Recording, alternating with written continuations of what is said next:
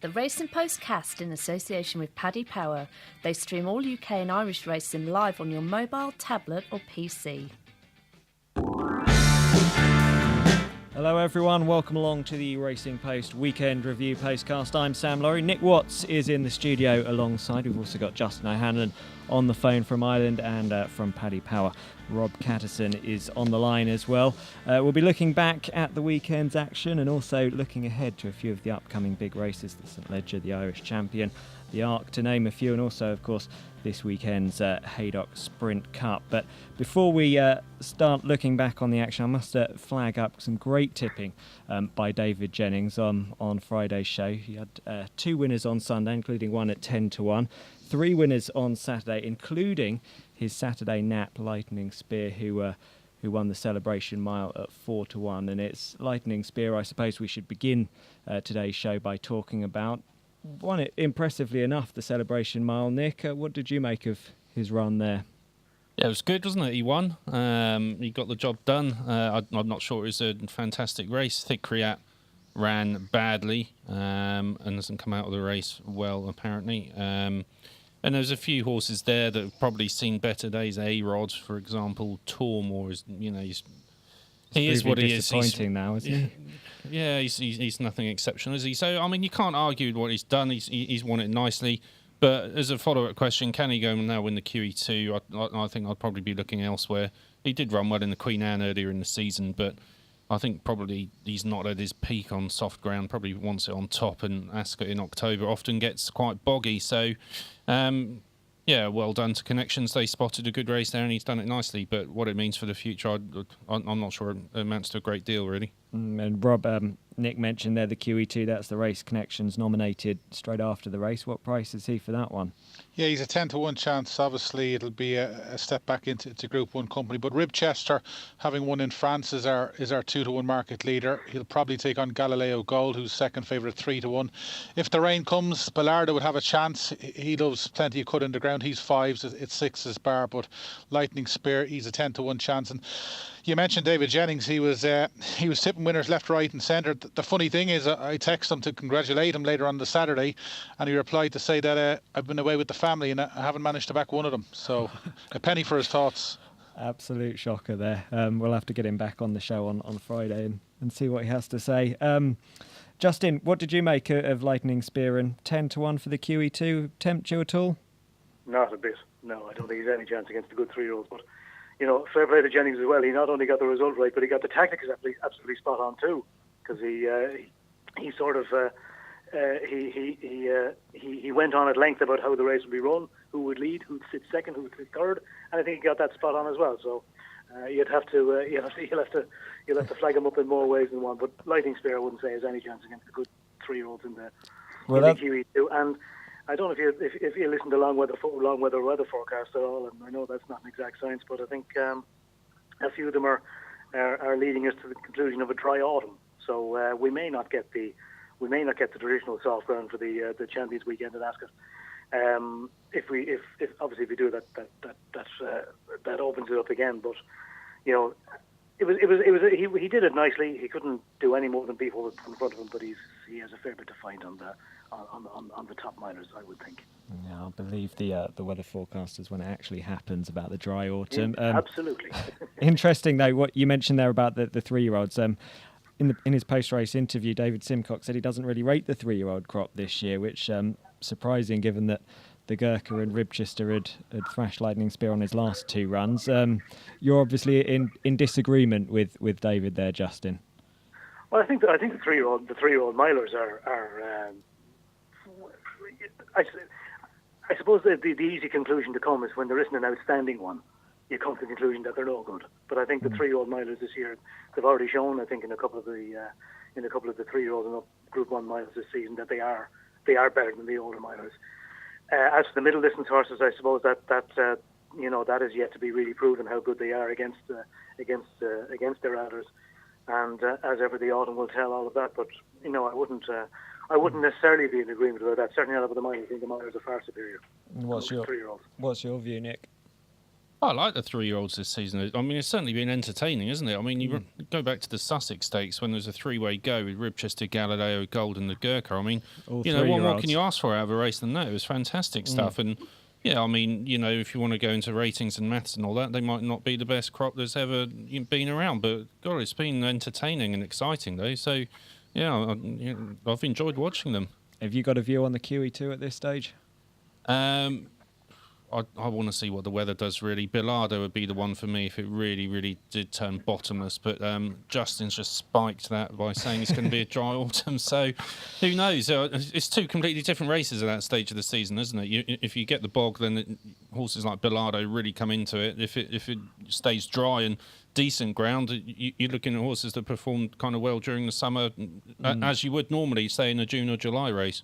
And what about you, Rob? You got a view on the QE2 at this stage?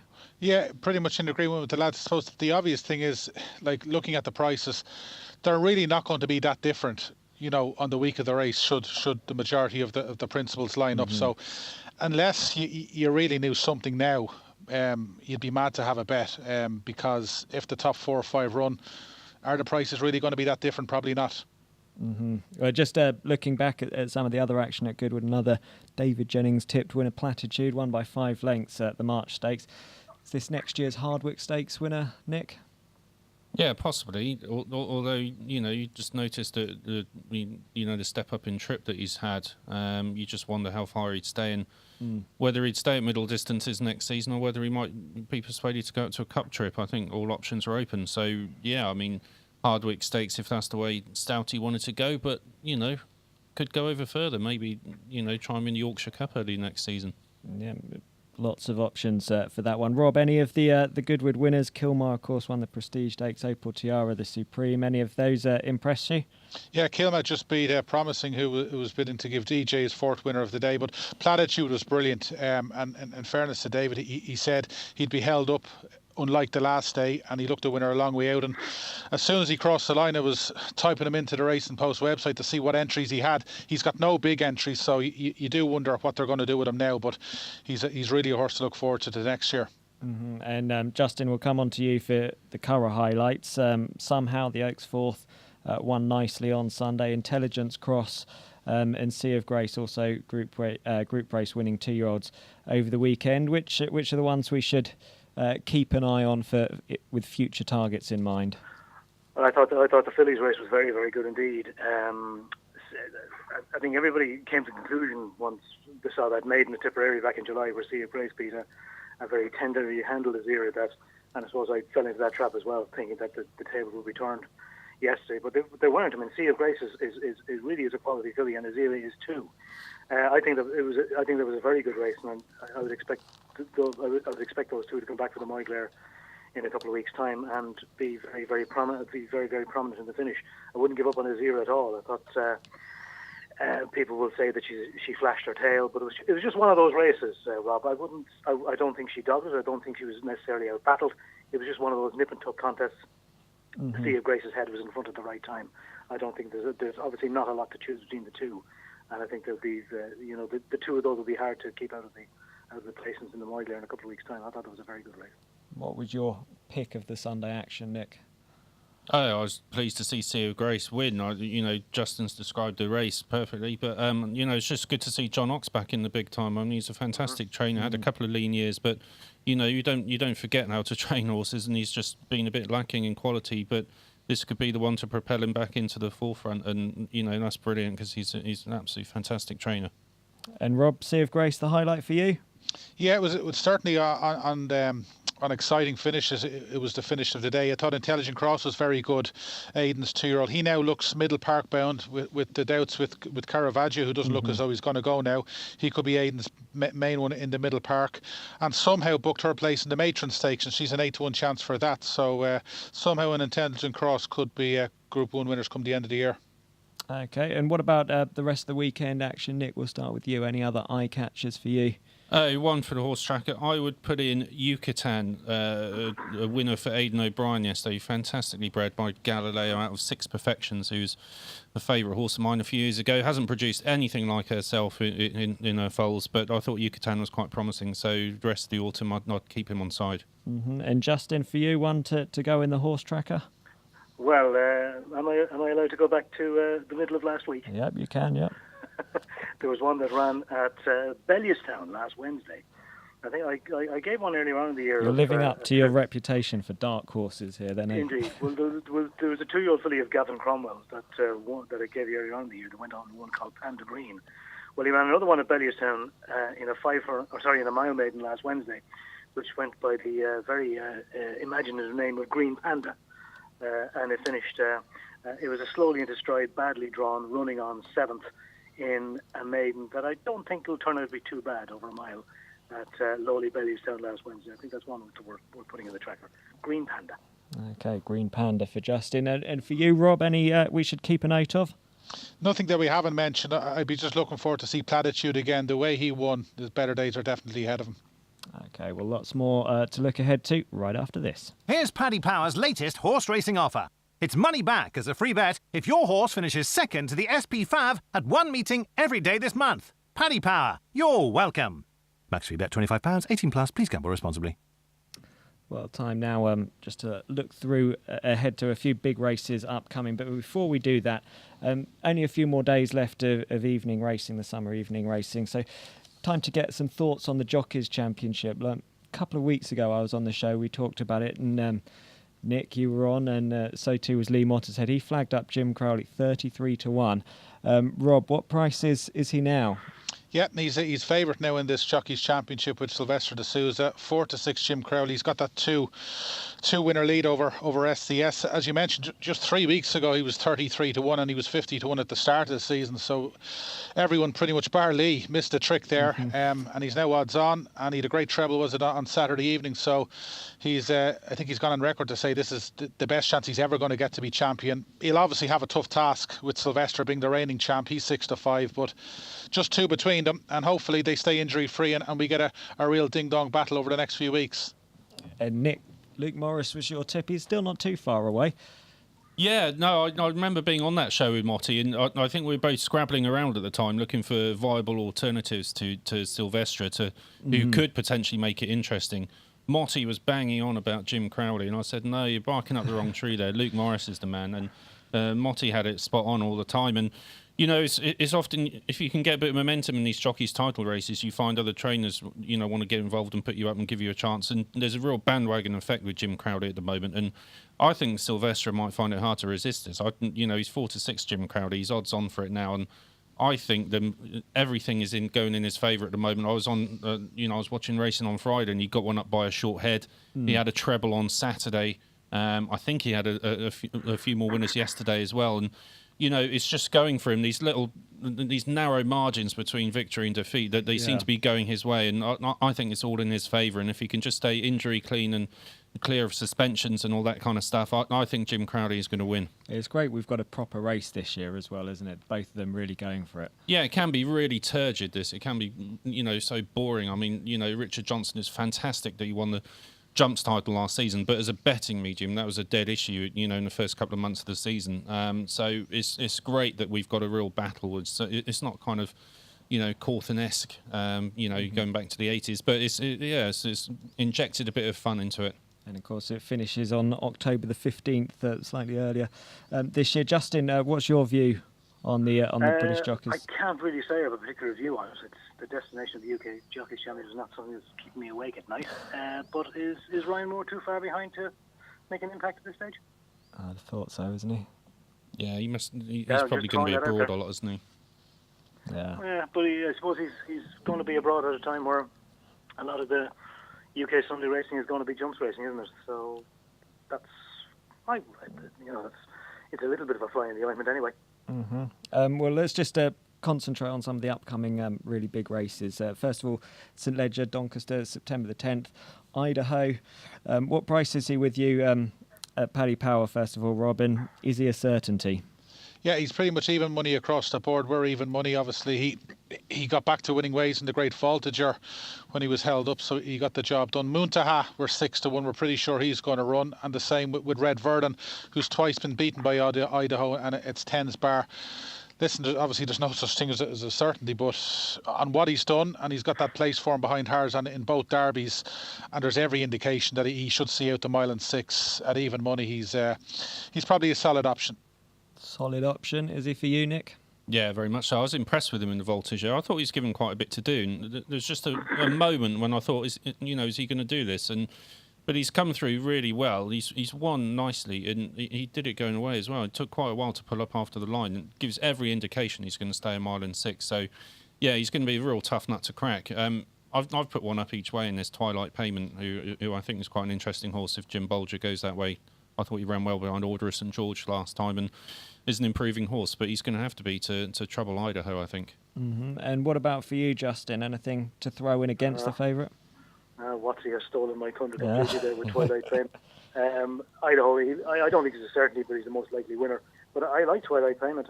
He didn't exactly, put it up to Order of St George the last day of the Curragh, but he kept him honest inside the last one of us. So I think there's a fair bit more to come. I know he's only won a maiden, I know, but I think, Bolger said after the race I think actually it was his travelling head lad said after the race that he's been considered as a Ledger horse. So might have scoffed at that a little bit at the time, but not after his run the last day. And, he could be solid each way. The rest of them are fairly well exposed at this stage, I think, aren't they? Mm-hmm. And what price with you, Rob, Twilight Payment? 14s from 20s in the last week. Mm-hmm. So the money coming in then for Twilight Payment in the Ladbroke St Ledger. Of course, the same day, it is the Irish Champion Stakes at Leopardstown, which is shaping up to be an absolute cracker of a race. Possibly we've got the Derby winner Harzand up against the Oaks winner Minding, Almanzor, the French Raider in there as well. How are you betting on this one at the moment, Rob? Yeah, well, as it stands between, I suppose, Mr. Wells saying that Harzan could be Prix Niel bound and Minding coming into the mix. We're 5-2 joint favourites now. Best price Harzan 5-2. We're 5-2 Minding. We're pretty sure she's going to run here instead of the matron. 7-2 Almanzor found probably not going to run. She's a 5-1 chance. It's 8's bar. I think Fascinating Rock might run as well. Justin's obviously a big fan of him, but if these two line up, I can't remember the last time the Derby and the Oaks winner ran against each other in the same season. This is going to be a race worth the entrance fee. It's going to be some race, isn't it, Justin? Who's the one that would be carrying your money at this stage? Well, Rob was throwing a bit of a spanner in there. The last time the Derby and the Oaks winner ran against each other. And surely it has happened since Tinoso and Sun Princess. But anyway. It's a ground issue again, I think, isn't it? If the ground comes up soft at Leopardstown, I think Harzan is going to struggle to beat Minding over a mile and a quarter on any ground. Fascinating Rock, I think would be the better of the two over a mile and a quarter. I think he might be the better of the two over a mile and a half between him and Harzan, personally. But I think a mile and a quarter is Minding's trip, and you can almost say there's a lot more to come from Minding. She's only just about done enough to win in her last couple of starts. She has hardly broken a sweat to win a couple of those soft fillies Group 1s. This is the real test. I think she's the most likely. I think she's likely to come through it if she does turn up there, and I hope she does. I think a mile and a quarter is her trip. Everything would be in her favour going into that race against two mile and a half horses, unless it came up very soft. Okay, so Minding for Justin. For you, Nick? Yeah, I'd be inclined to agree for a few reasons. Yeah, I mean, there's the doubt about Harzand over a mile and 2 to start with, going back in trip. He wouldn't seem an obvious one to drop back because he sees out a mile and 4 really, really well. And again, there's the ground issue as well. So there's a couple of conundrums with him. Minding's had a really tough season, but in a lot of cases, you'd worry about her coming to this stage of the season thinking, well, she started early this season. But the way Aidan trains them, they just seem to improve, and they seem to be very, very tough. And she hasn't missed a beat this season at all, but she doesn't seem to be lacking because of it, or she hasn't struggled. Has she had a hard season, though, Nick? I mean, I know she does quite a few runs, but she just about, in most of those cases, she's done just about enough to win. I think there's There's been plenty left in the locker on most times that she's won this season. Yeah, I think you're probably right, Justin. I think that's another source of encouragement. So, although we are coming to the autumn, the fact that they've kind of saved her, they've been winning the races, but without, without just doing what is necessary, then she should be able to stand a good autumn campaign. And like you said, a mile and 2, I'm sure, is an absolute optimum trip. There's doubts about the favourite. Al Mansour is interesting coming over from France. It's great that we got a French presence in the race at all, and such a good one as well. That's coming over. That's brilliant. I wouldn't rule out a big run from Time Test if the ground was quick, but I keep saying that. I've said it so often this season, it just doesn't happen for one reason or another. So I'm not holding my breath about that. It's minding. It's minding. She'll win. Okay, and what about the Arc? Will she win the Arc as well? No, it's me and Bruce Millington all summer when we've been on these postcards have been banging the drum for Order of St George, and I'll continue to do so because I think he'll probably win the Irish St Leger easily. I think there's just so much more to him than just being a stayer, and he could go on and do a Yates if they want him to do that and win 3 or 4 Gold Cups. But I just think a mile and 4, if there's a little bit of dig in the ground just to make it a bit of a stamina test, I think that wouldn't be any problem for him at all, and I think he's a huge player. That's the obligatory Order of St George for the Arc tip thrown in for Monday. Rob, what's the current betting for the big race at Chantilly? Right, as it stands, we're joint favourites. Postponed, who are best price, and Harzan. They're both 4-1, 7-1 Minding. If she was to win the Irish Champion Stakes, she'd possibly be half that price. We're 8-1 about Le Cressionnaire, who resumed winning ways. 12's bar, but Order of St George, just in the pecking order at the moment, we'd have him of the Aidan O'Brien 3 in the betting, the most unlikely to run. Possibly found, then Minding and Order of St George in what's most likely to run and not. But it'd be great to see Order of St George run because we've seen him over longer distances. And as Nick says, a lot of people reckon this lad to be as good as most horses over a mile and a half, and he's definitely got a lot of people on side. And who would be your tip at this stage? If they all ran, I'd be very much in the Order of St George camp. But I get the feeling Minding, if she managed to win the Irish Champion Stakes, they might be tempted to have a crack. So Minding at the current prices. Mm-hmm. And Justin, I know you've been keen on Fascinating Rock before. Would he still be the Arc tip? If there's a bit of dig in the ground, I like Fascinating Rock very much. If it's good ground, I think Postponed is the most likely winner. Okay, well, also just a brief word on some of the big 2-year-old races upcoming. Of course, a bit of a spanner thrown into the works with Caravaggio, a doubtful runner for the Middle Park. Nick, if you could name 1 or 2 2-year-olds to keep an eye on for the big autumn showdowns, take it away. I'll go with Andrew Balding's South Seas. 3 out of 3 now. Reminds me very much of Elm Park a few seasons ago. I imagine they might go to the RP Trophy, and that's South Seas, a horse that handles cutting the ground as well. I think he's perfect for that Doncaster race, and he would be my one for that, and hence my 2-year-old for the rest of the season. Okay, so South Seas, a 2-year-old to follow for Nick. What about you, Justin? Well, the lads have mentioned Intelligence Cross winning yesterday, but I would be far from giving up on the runner-up Holy Cat of Mick O'Callaghan's, the filly who was nearly favoured for the race yesterday. I thought she showed a fair bit of inexperience yesterday. She didn't really get the run. She really didn't get the run of the race hard up against the stand rail. And when she got racing room, she ran to the line and finished what seemed at the time to be a fairly unlikely second. I think she'll get a lot closer to Intelligence Cross should they meet again this season. And that one's name again? Holy Cat. Holy Cat. And for you, Rob? Yeah, I'd be prepared to give Fair Eva another chance. I think there was proper excuses while she was beaten at York. Pat Mullen said he was never happy with her. I'd say they'd be better off missing the Cheveley Park and taking on Lady Aurelia and maybe going to the Curragh for the Moyglare. I think she'd be much more at home there over 7 furlongs, and she's definitely worth under a shot. Okay, well, lots more to look forward to. Up after the break, we're going to be previewing Saturday's Sprint Cup at Haydock. Here's Paddy Power's latest horse racing offer. It's money back as a free bet if your horse finishes second to the SP5 at one meeting every day this month. Paddy Power, you're welcome. Max free bet £25, 18 plus. Please gamble responsibly.